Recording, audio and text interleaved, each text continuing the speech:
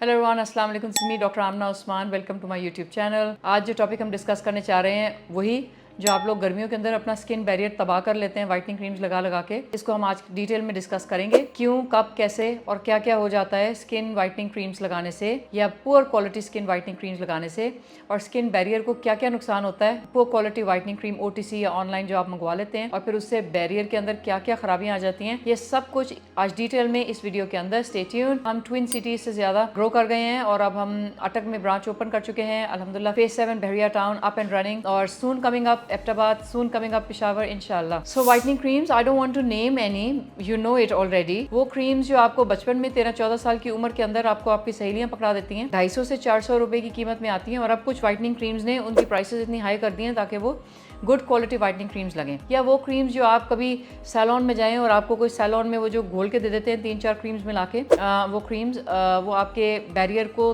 तबाह कर देते हैं। ना सिर्फ स्किन बैरियर को तबाह करते हैं, उसके साथ साथ और काफ़ी सारे प्रॉब्लम्स आपकी स्किन में जनरेट कर देते हैं, जो कि फिर अगर आप क्रीम्स लगाना छोड़ भी दें तो बहुत अरसे तक खराबी रहती है स्किन। ठीक है, सबसे पहले ये कि वाइटनिंग क्रीम्स के नाम हम नहीं लेंगे, लेकिन इंग्रेडिएंट्स के नाम जरूर लेंगे जो आपके स्किन बैरियर डीरेंजमेंट के अंदर रोल प्ले कर रहे होते हैं। इसके अंदर सबसे पहले ये I am naming actually the cream names, because जो सैलून में मेरे पास क्लाइंट्स आते हैं देन दे टेल मी, जो सैलून के अंदर उनको क्रीम्स दी जाती हैं उसमें Clobevate, Betnovate, Dermovate. So this is basically a very very good steroid for medical conditions, topical ointments. लेकिन जब आपको इन चीज़ों के बारे में मालूम ना हो और आप सिर्फ वाइटनिंग पर्पसेस के लिए कुछ भी क्रीम्स मिक्स करके और सिर्फ चाहें कि आपको रंग गोरा हो जाए, तो फिर चाहे उसके कोई भी नुकसान हो तो फिर ये क्रीम बनती है जिसको वाइटनिंग क्रीम कहते हैं, जिसके अंदर काफ़ी तरह के स्टीरॉइड क्रीम्स, काफ़ी तरह के मर्करीज और काफ़ी तरह के एसिड्स डाल के सिर्फ स्किन ब्लीचिंग के लिए तैयार किया जाता है। और इंटेंशन ये होती है कि जितने शॉर्ट टाइम में कितने जल्दी ये जिल्द को गोरा कर दे, बिकॉज इस सारे एस्पेक्ट के साथ उनकी सेल्स दुगने चुगने हो जाती हैं उन क्रीम्स। लेट्स से आपने आज वाइटनिंग क्रीम लगाई और 3 दिन के बाद आपको रिजल्ट आ गए, आपने कहा वाओ, ऐसी तो कोई क्रीम इजाद नहीं हुई। और फिर आपकी सहेलियों ने आपसे पूछा कि आप क्या लगा रही हैं, और फिर उनको भी आपने बताया, और फिर उनकी सहेलियों ने पूछा this is how these sub standard whitening creams work and run their businesses. That all cost your pocket, because जब आप वाइटनिंग क्रीम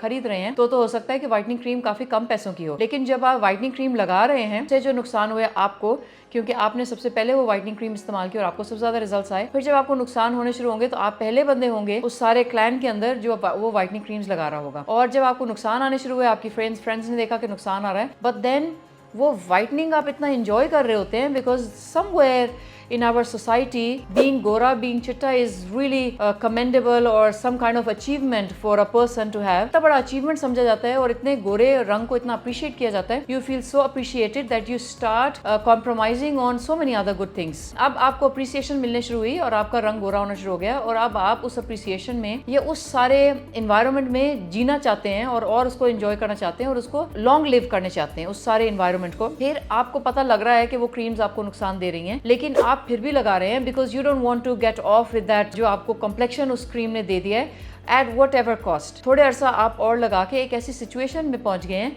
कि वो क्रीम आप लगा रहे हैं तब भी आपको मसाइल आ रहे हैं, और वो क्रीम आप नहीं लगा रहे हैं तब भी मसाइल आ रहे हैं। तब वो आहिस्ता आहिस्ता आहिस्ता आहिस्ता आपके लिए इंपॉर्टेंट बनते जा रही है। अब लगाना भी दुश्वार और उतारना भी दुश्वार, तो इसको बेसिकली एडिक्शन कहते हैं। जैसे आप addiction of any sort, addiction किसी भी तरीके की हो, अगर आपको आदत पड़ जाए किसी भी तरह के नशे की, सिगरेट नशे की, या खाने में कोई नशा हो या व्हाटएवर, आई डोंट नो, ये उसी तरह की एक एडिक्शन है कि अब आपको पता है कि एक चीज आपको नुकसान दे रही है, लेकिन अब आपका उसके बगैर गुजारा नहीं है, और आप उसको गाहे बगाहे लगाते हैं, रिग्रेट करते हैं, लगाते हैं, रिग्रेट करते हैं, लगाते हैं, रिग्रेट करते हैं, और स्किन की क्वालिटी बद से बदतर होते जा रही है। Where is the stopping point? There is no stopping point unless and until you identify, you decide, and you just want your healthier normal skin, whatever color it may be, back। तो अब आपने कुछ अर्सा whitening cream में लगा ली। आमतौर पे शुरू के 3 से 6 हफ्ते या 3 से 3 महीने बड़े ही खूबसूरत और जिंदगी के बड़े ज़बरदस्त वो 3 महीने होते हैं, जिसके अंदर आपकी स्किन पतली होती जा रही होती है, गोरी होती जा रही होती है, और हर किस्म के जो स्किन के ऊपर ब्लेमिशेस हैं, कोई पिगमेंटेशन है, कोई एक्ने है, कोई स्कार्स हैं, वो हर कुछ गायब होते जा रहा है। This is what the steroid creams are delivering you immediately. अब 3 महीने हो गए, अब आपको फील हुआ कि स्किन पतली हो रही है, और पहले मेरे दाने थे जो इन क्रीम्स के साथ वैनिश हो रहे थे, लेकिन अब दाने हैं जो एक दिन लगाते हैं तो ठीक हो जाते हैं, अगले दिन ज्यादा हो जाते हैं, अगले दिन और ज्यादा होते हैं, अगले दिन और ज्यादा हो जाते हैं। अब आप उन दानों से परेशान हैं, अगर क्रीम नहीं लगाते दाने ज्यादा होते हैं, और अगर क्रीम लगाते हैं दाना ठीक हो गया, अगले दिन फिर बढ़ जाता है। अब आप उन दानों से परेशान हैं, आप उनको फिडल कर रहे हैं, उनको टच कर रहे हैं, उनको और इंजर कर रहे हैं, तो वो निशान भी छोड़ रहे हैं। करते करते करते करते अगर आपके चेहरे पे कोई प्रायर पिगमेंटेशन थी या नहीं थी, अब आपने फील किया कि आपकी स्किन जो है वो आहिस्ता आहिस्ता आहिस्ता रेड होना शुरू हो गई है। अब आप वो क्रीम लगा रहे हैं लेकिन स्किन आपकी रेड हो रही है, फ्लशिंग हो रही है, आपको अंदर से हीट फील हो रही है। आप धूप में जाते हैं, आपसे धूप टॉलरेट नहीं होती, आप हीट में जाते हैं, आपको हीट टॉलरेट नहीं होती। There are all signs of skin barrier damage that has already been caused by using poor grade whitening creams. कुछ अर्सा और गुजर गया, अब आपको दाने भी हैं, निशान भी हैं, छाइयाँ भी हैं, जिल्द पतली भी हो गई है, सुर्ख भी हो गई है, और आपसे अब हीट और सनलाइट ली नहीं जा रही। हल्का फुल्का आप परेशान होते हैं या एक्साइटेड होते हैं, आपकी जिल्द बिल्कुल सुर्ख हो जाती है और फ्लशिंग, आप हीट फील करते हैं स्किन के अंदर। किसी किस्म की कोई क्रीम लगाते हैं वो स्किन के ऊपर टॉलरेट नहीं करती, हल्के से स्पाइसी फूड्स खा लेते हैं, सनलाइट पड़ जाती है, परेशान होते हैं तो स्किन काफी रेड हो जाती है। ये सब साइंस अब हैं कि आपका स्किन बैरियर कंप्लीटली डीरेंज हो चुका है। लेकिन चूंकि अब आप विड्रॉ करते हैं क्रीम्स को तो प्रॉब्लम बढ़ता है, लगाते रहते हैं तो कुछ देर के लिए आराम आता है, नहीं लगाते तो कुछ देर के लिए बढ़ता है। कुछ अर्सा और गुजर जाता है इसी कश्मकश में कि लगाएं या छोड़ें, लगाएं या छोड़ें, और अब 8-9 महीने गुजर गए, अब आपके चेहरे के ऊपर बाल नमूदार होना शुरू हो गए।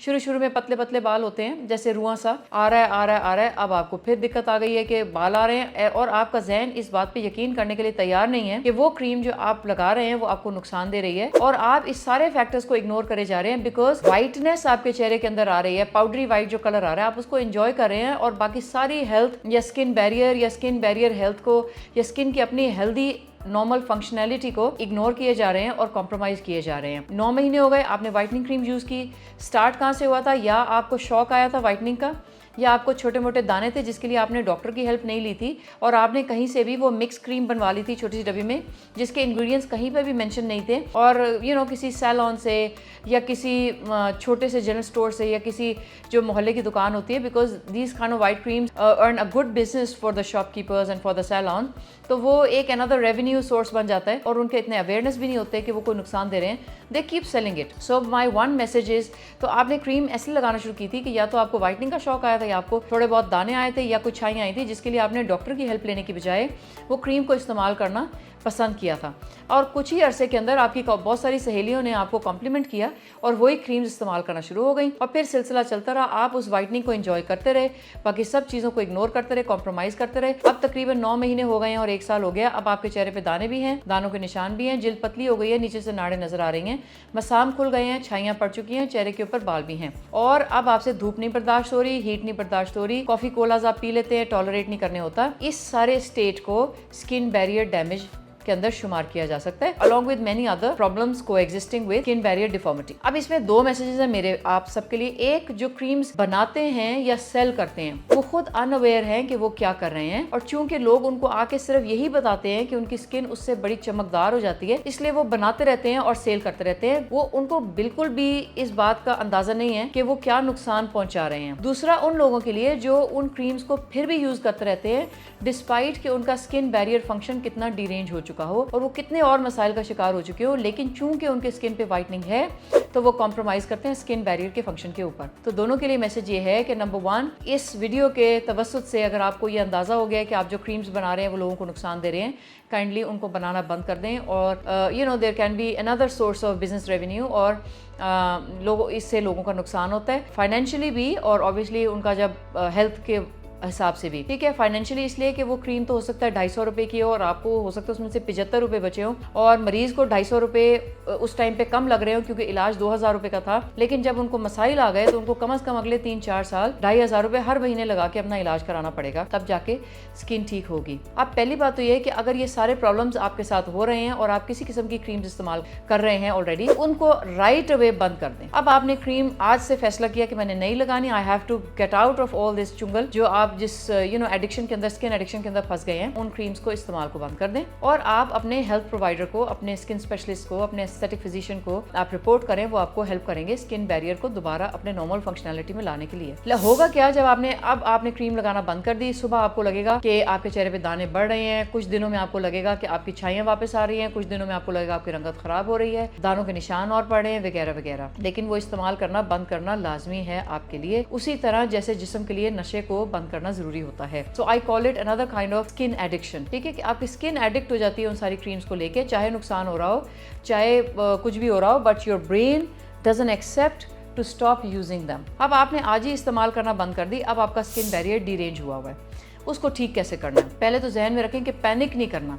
ओके, स्किन क्रीम को जब आप बंद करेंगे तो आप जहन में रखेंगे कि मेरे अब स्किन को ठीक होने में कम से कम 3 से 6 महीने लगेंगे, डिपेंडिंग ऑन कि आपने कितने अरसा वो क्रीम यूज की है। 3 महीने, 3 हफ्ते, 3 साल, जितनी भी मुद्दत के लिए आपने इस्तेमाल की है, और फिर डिपेंड करेगा कि क्या क्या डैमेज आया है। लेट्स से अभी सिर्फ स्किन पतली हुई है और कोई दाने नहीं, कोई छाइयाँ नहीं, कोई बाल नहीं, okay, give yourself some time और कुछ अरसा उसको हील होने के लिए दें। अगर स्किन काफ़ी इरिटेटेड है और उसके ऊपर रेडनेस आती है और ड्राइनेस है, कुछ चीज़ टॉलरेट नहीं करती है, तो सिंपल पानी से चेहरा वॉश करें। गुड सॉर्ट ऑफ मॉइस्चराइजर्स, अगर एग्जिस्टिंग एक्ने है तो डिफरेंट, अगर एग्जिस्टिंग नहीं है, एक्सट्रीम ड्राइनेस है तो different moisturiser. Strict sun protection करें, avoid using any AHA BHA chemical peels, dermabrasions or any kind of toners, AHA BHA toners या AHA BHA washes. Simple pH 5.5 gentle cleanser just in case you feel like using a gentle cleanser. Otherwise, just wash your face with plain water. Apply good sort of moisturizer depending on your skin type and according to your underlying skin condition at the moment. Strict sun protection. अगर आपको heat flushes आ रहे हैं और आपकी skin red हो रही है और रोजेशिया भी बन रहा है, तो sunlight को strictly avoid करें, heat को avoid करें, rubbing को avoid करें। No friction must be on the face. किसी किस्म का घरेलू टोटका या किसी किस्म का chemical या friction treatment आपने skin को नहीं करना। Give yourself some time, 3 से 6 महीने के अंदर इंशाल्लाह skin बेहतर होती जाएगी। जो skin thinning है वो अपने टाइम के साथ साथ बेहतर होगी। अगर आपको लगता है कि आपके पास टाइम थोड़ा है और कोई शादी आ रही है, इवेंट आ रहा है या कोई समथिंग लाइक दैट, तो फिर क्लिनिकल कुछ ट्रीटमेंट्स हैं क्लिनिकल बेस्ड जो आपको हेल्प कर सकते हैं। उसके अंदर number 1 PRP and number 2 microneedling.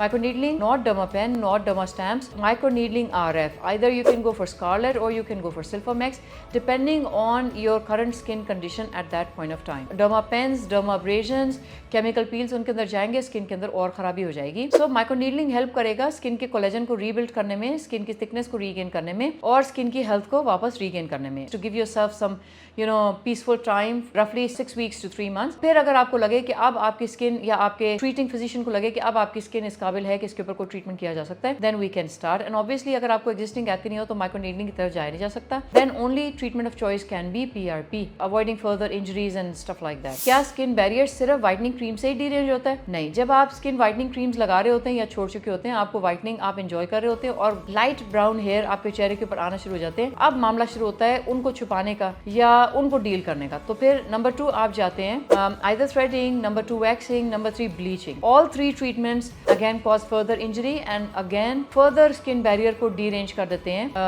with all their अगर वैक्स आप लगा रहे हैं तो हीट की वजह से इंजरी आ गई, पेस्ट लगा के या वो फ्लैप सब पुल करते हैं तो अपर प्रोटेक्टिव लेयर तो वैसे ही उसके साथ ही निकल गई। जब आपने वो फ्लैप को पुल किया वो गर्म सा लिक्विड लगा के, तो स्किन बैरियर तो आपने ऑफ कर दिया। अगर आप थ्रेड कर रहे हैं उसके साथ आपको स्किन बैरियर इंजरी आ गई, अगर आप ब्लीच कर रहे हैं तो केमिकल बर्न या इंजरी आ गई है, तो उससे आपको सारे ट्रीटमेंट के साथ further barrier function derangement and further chances of pigmentation and acne and scarring वगैरह। आप व्हाइटनिंग क्रीम्स लगा रहे हैं या व्हाइटनिंग क्रीम्स के नुकसानात से शिकार होकर किसी किस्म के कोई केमिकल फेशियल्स, कोई केमिकल ट्रीटमेंट्स बालों को छुपाने के लिए, बालों को रिमूव करने के लिए, जो फिर फर्दर आप करते जाते हैं कम नॉलेज के साथ और प्रॉपर एस्थेटिक एक्सपर्ट के बगैर या प्रॉपर मेडिकल एडवाइस के बगैर, आप अपनी स्किन के बैरियर को फर्दर डिरेंज किए जा रहे हैं। Now stop, consult your doctor, discontinue all the triggers और फिर उसके बाद उसको हील होने का टाइम दें। हील होने के लिए 3-4 चीजें जो आप घर में कर सकते हैं। Avoiding triggers. ट्रिगर्स के अंदर मैंने आपको बता दिया, क्रीम्स, ब्लीच, वैक्सिंग, थ्रेड,